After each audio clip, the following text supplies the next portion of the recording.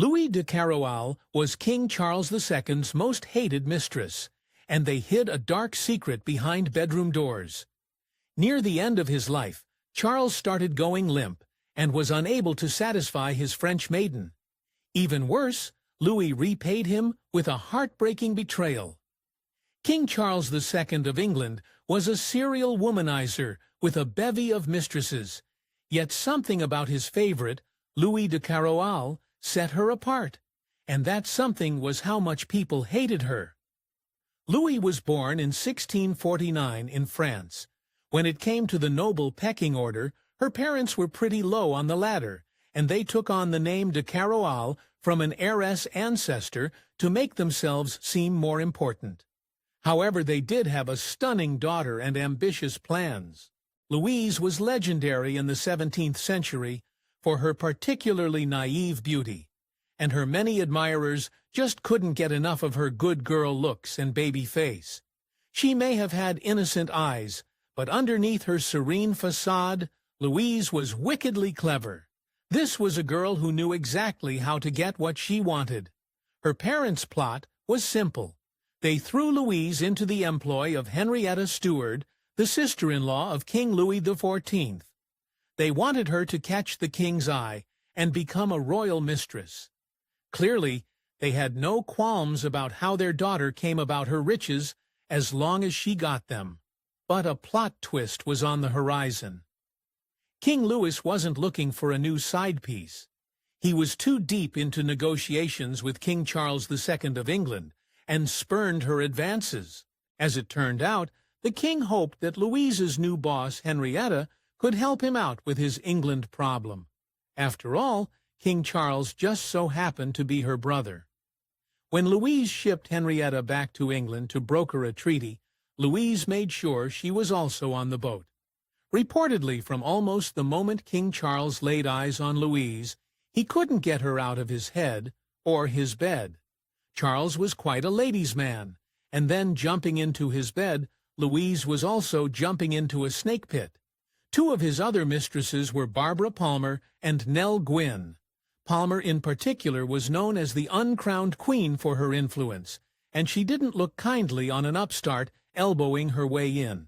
When Louise burst onto the scene, Barbara Palmer was in deep trouble with King Charles' true queen, Catherine of Braganza. Catherine absolutely despised Barbara, who had done next to nothing to ingratiate herself. Louise, however, knew just what to do. She cozied up to Catherine with flattery, quickly making herself the queen's favorite. The English court could be a little stuffy, but the intimate, emotional Louise de Kérouaille was a breath of fresh French air. Even when those winds blew hot and cold, she quickly became infamous for her mood swings, which ranged from divinely happy to dark and stormy. In 1672, nature ran its course, and Louise found herself pregnant, giving birth to a bouncing baby boy soon after. She named the child Charles, to ensure the king wouldn't forget about his illegitimate son. Interestingly, Charles had plenty of mistresses and accordingly spates of illegitimate children throughout his decadent reign, but still produced no heirs with his rightful queen Catherine. A year after baby Charles's birth, Louise snagged the title of Duchess of Portsmouth, plus a pension and a furnished suite of 24 rooms in Whitehall Palace, many times richer and grander than even the Queen's chambers. The king paid all his mistresses a certain allowance from his own purse, but Louise's sums were astronomical. One year he paid her the whopping amount of $136,668, a pretty penny far beyond any of his other mistresses, including the uncrowned queen, Barbara Palmer. Charles had a not-so-romantic nickname for Louise, Fubs. Referring to her famous baby face, the word meant chubby. Still back then, well-fed, carvy women signaled wealth, beauty, and prosperity, and the plump look was the height of fashion. Apparently, Charles liked his little pet name so much, he just couldn't keep it to the bedroom. In 1682, he built a royal yacht for Louise and christened it with the glorious name H.M.Y. Fubs. Palmer wasn't the only woman ousted from the king's favor when Louise flounced into court. Nell Gwynn, one of the most famed and notorious actresses of her day, also lost Charles' attention because of his new favorite. Even the easygoing Nell was rankled at the thought of the French minx, and she soon retaliated with spite. Gwynn found an inventive way to express her feelings about her rival. As a treader of the boards, she knew a thing or two about good dialogue, and she came up with some choice names for Louise. She scornfully called her Squintabella and Weeping Willow in reference to her sporadic emotional episodes. Because of the general mistrust between England and France in the 17th century, the common people never took to Louise. They despised her Catholic faith, and other dark rumors certainly didn't help matters. In contrast, most of the public adored the bawdy small-town Gwynn. Louise's respect for Queen Catherine of Braganza only went so far. In 1675, the already sickly queen fell gravely ill, and doctors believed she wouldn't live long. This was enough for the young mistress to get her hopes up, and Louise soon started imagining her own coronation over her friend's dead body. Unfortunately for Louise, Catherine would outlive Charles and remain his queen until he died. By the mid-1670s, Louise must have thought she'd won it all. The king had largely discarded Barbara Palmer and Nell Gwynn as his mistresses, so she got to rule the royal roost with very little jealousy from Queen Catherine. But she was in for a nasty surprise. The other woman's cardinal rule is don't get comfy, and soon it all unraveled. Enter Hortense Mancini, a beautiful Italian duchess. When Charles and Hortense were young, the king caught the love bug and even proposed marriage to her. Astonishingly, Hortense's snooty family didn't think a king was good enough and turned him down. But now that a French woman was chief mistress of England, Hortense had other ideas. Mancini threw open the palace doors with her new girl energy and took over the court just as Louise had once done. It helped, of course, that the English ambassadors were all rooting for someone to replace Louise in the king's heart. But Charles' reaction was the cruelest. He pretty much immediately dumped Louise to devote himself to Hortense, but Louise got the last laugh. Though she was a dame to end all dames, Hortense Mancini proved a little too much for Charles to handle. She had an appetite for scandal, and after an extramarital affair or two, Charles finally had to cut her off. Once more, Louise's canny way of keeping out of trouble won the day, but that doesn't mean she didn't have scandals of her own. Louise de Kérouaille had excellent taste, and the king was very appreciative of that. He decorated her apartments in the latest French style, and Charles often entertained important guests there for this reason. Louise was fond of the high life, and also spent generously on her always stylish clothes and jewels. Sadly, this would be her downfall. Louise's enemies at court went far beyond Charles' bevy of mistresses. Her biggest rival was actually the notorious rake and middling poet John Wilmot, the Earl of Rochester. In one scathing satirical piece, Rochester took aim at Louise's scandalous influence. Louise looked sweet-faced, but she never forgot a slight, and soon after she got her revenge. Rochester had never been very well behaved, and Charles put up with his drunken antics for years, including an infamous time when Rochester destroyed one of his sundials. Bizarrely, this was a huge insult back in the day, but the fatal blow came from Louise herself. Reportedly, the minute Louise told Charles about her low opinion, the king sent Rochester packing. The English annals are littered with conspiracies, but in 1678, Louise found herself in the center of one of the most infamous plots in history. That year, the English priest Titus Oates informed King Charles that Catholic forces were planning to assassinate him.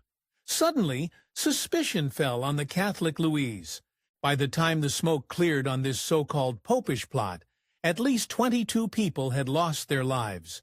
Miraculously, though, Louise saved herself.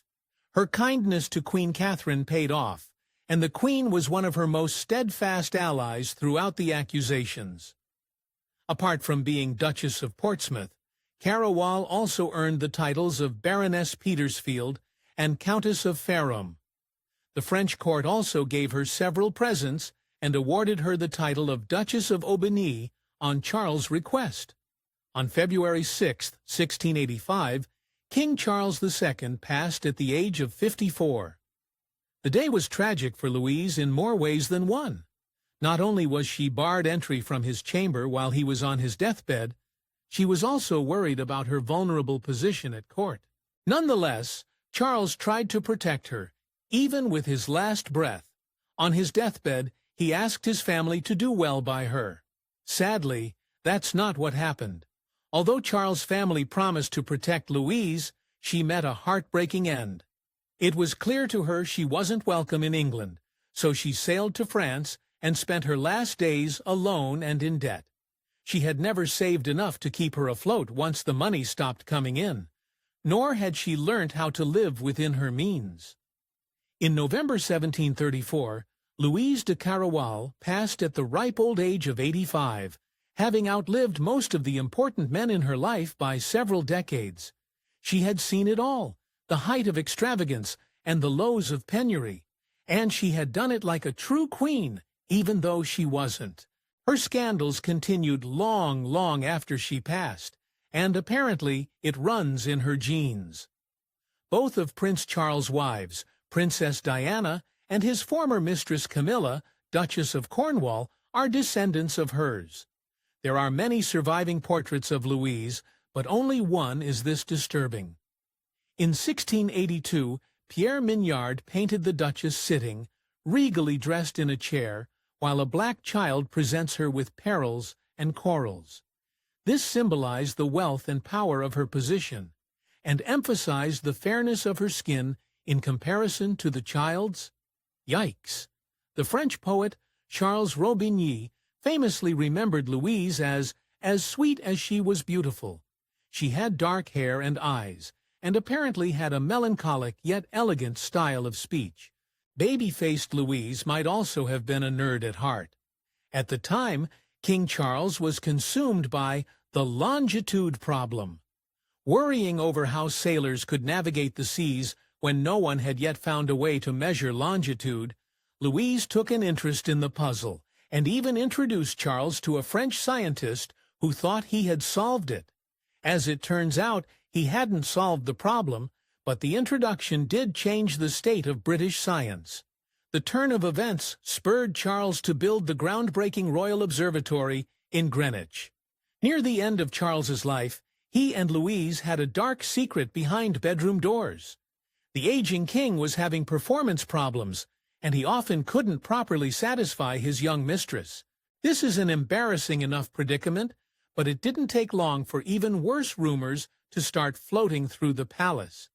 During this time, the restless Louise reportedly started getting up close and personal with the handsome Philippe de Vendôme, Grand Prior of France.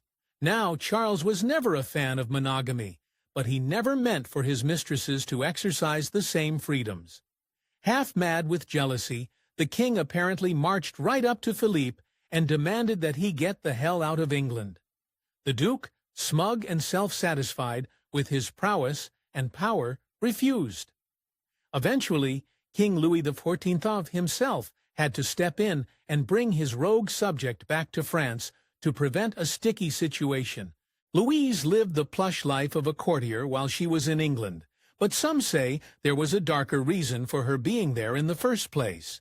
According to rumors from the time, the French king had hand-picked Louise as a double agent, knowing her good looks were tailor-made to entrap Charles. Though many historians call this prejudice, there is disturbing evidence to the contrary. Whether or not the king chose her, members of the French court did use Louise as a spy for their causes. The French ambassador, Colbert de Croissy, acted as her de facto runner in covert operations, wishing her to keep ensnaring Charles for the good of king and country. And was she being paid for advancing the interests of her French king? Well, when historians looked into the royal records from Louise's time as mistress, they found one scandalous entry. One year, King Louis gifted Louise with a pair of earrings worth a whopping $18,000, an insane amount even for a monarch. In the end, Louise de Kérouaille managed to hold on to the title of #1 royal mistress until the end of King Charles II's life, which was no easy feat. From conspiracy theories to catfights, Serene Louise had truly seen it all, and she did it without breaking a sweat on her baby-faced brow.